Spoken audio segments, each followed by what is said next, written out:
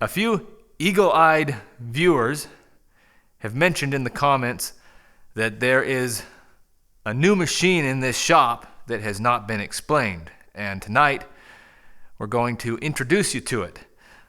This is a 1998 Honda CBR600.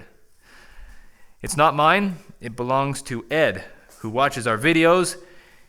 He said, "Jake, I have a CBR that doesn't run, hasn't ran in about a year, and when it was running, only ran on 3 cylinders.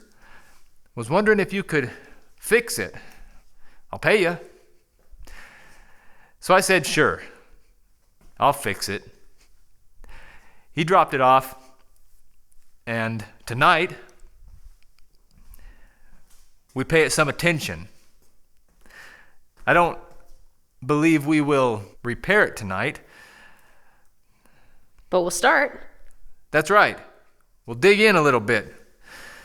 I've never worked on a CBR600 before. I didn't tell Ed that. Never even ridden one, so this will be new. Let's start by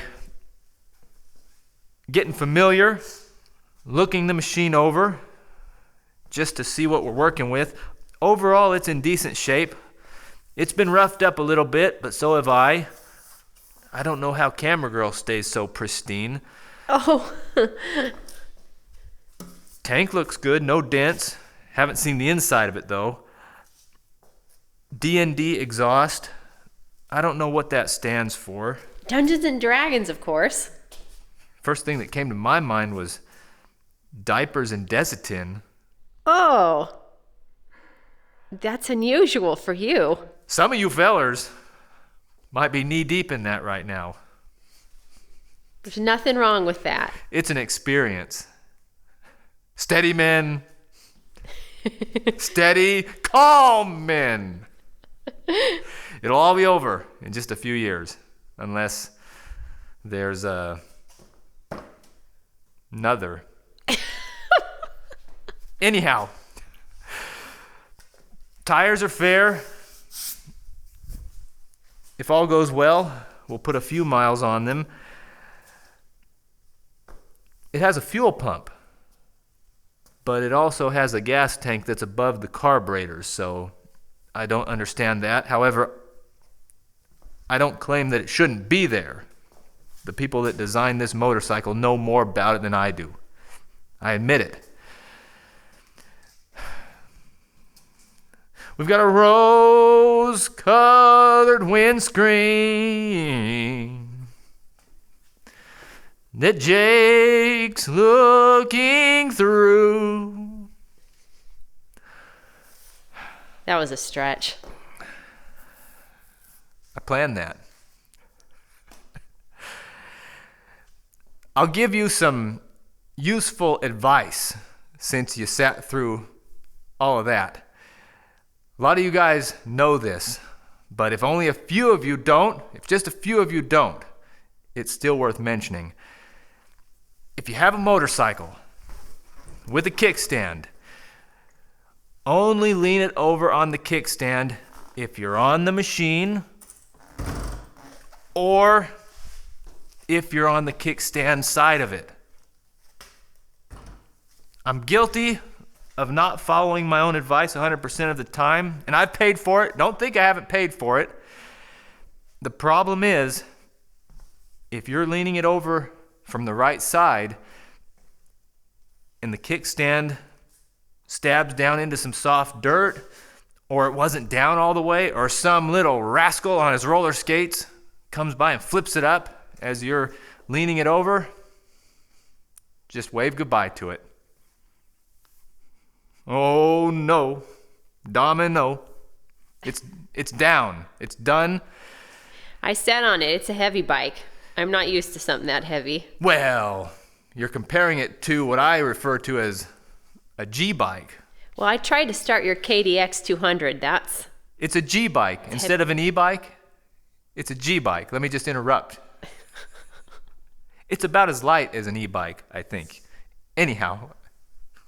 Do something with the motorcycle. I don't know how it works, so maybe if I just talk about it, you'll still watch the video. We'll take off the seat. I have done that already. Took off the seat and charged the battery to make sure it has a full charge for when we try to start it. Bolts are already out, and I think there's a trick to this. Pull it back just like that. There's the battery. Does it turn on? You're a better mechanic than me tonight. I'm thinking about my jokes. You're all business. Okay.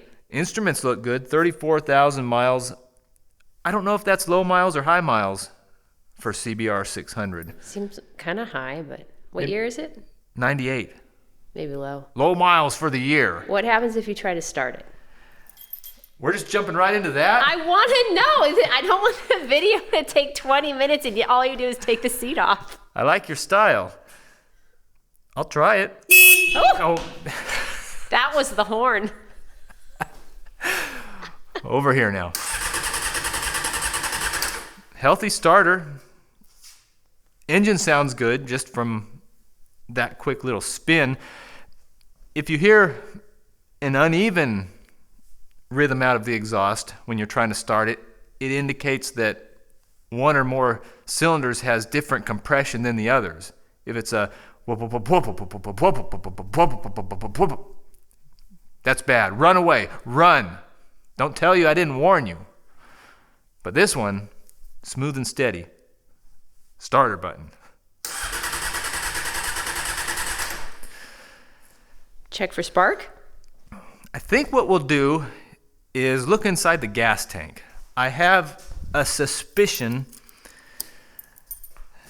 that it's a dirty carburetor, dirty fuel system situation, because Ed sent me a picture of what he drained out of this gas tank. Oh. It has pieces in it. Ooh. And it's brown. I brought out a flashlight in preparation. Ready to see? I haven't looked in here yet. Shine on.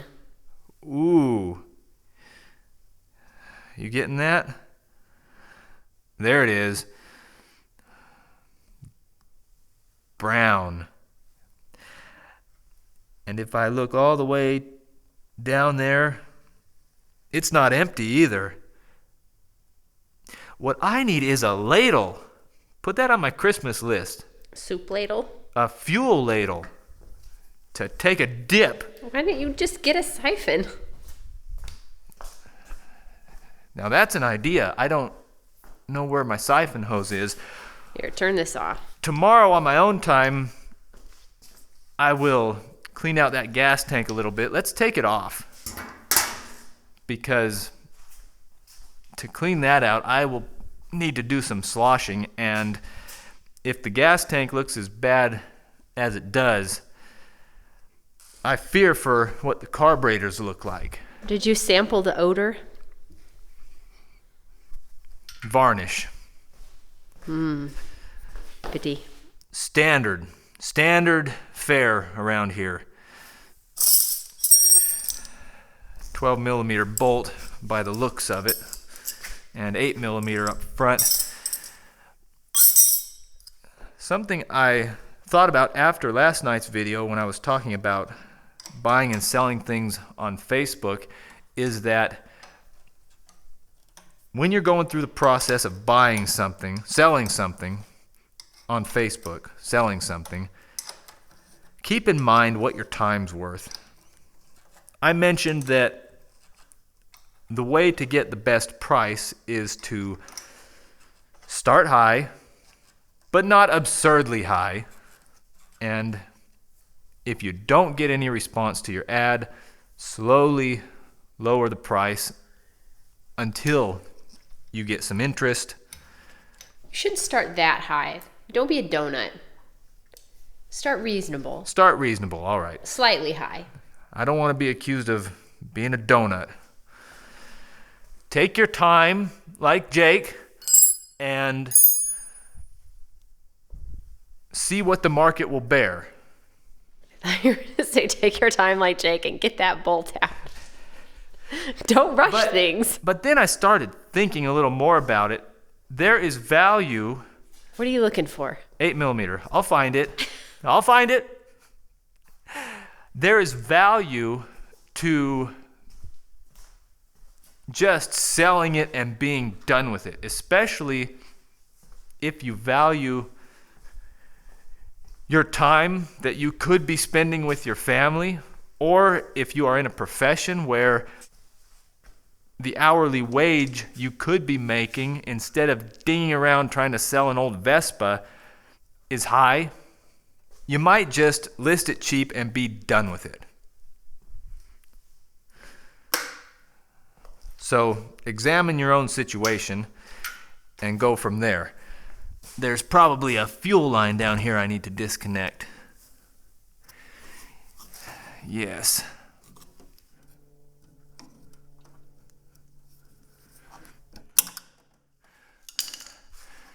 There we are. Looks like the gas is off. I didn't check. I don't even know which way is on here.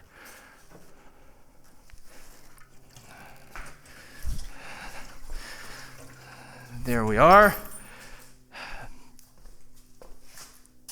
Just for fun, how about we bring the IV over here, put some fresh gas to it, just see if it starts. Okay. This has 4 carburetors, and they're probably all crusty, grimy inside. Sounds like fun to figure out the jetting if there's 4. There's whole areas of study as far as synchronizing carburetors on these machines. I need a adapter. Okay, I found a solution.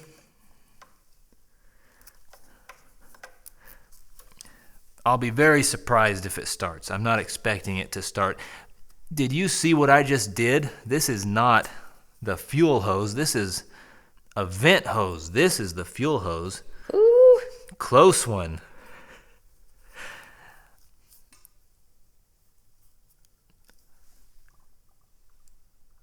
Gas is going in there. What if it just starts and runs? Keys over there. That'd be something else, wouldn't it? Yeah.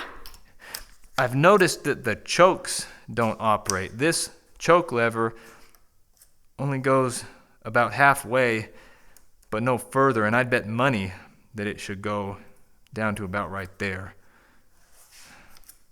And I'm not going to force it. We'll try it anyway, though. Here we go.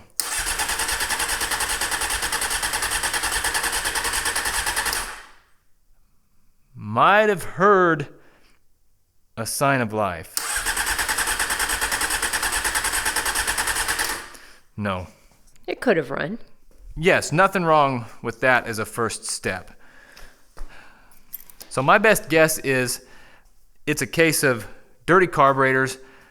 Tomorrow, I'll take off the airbox and the carburetors and see what they look like inside.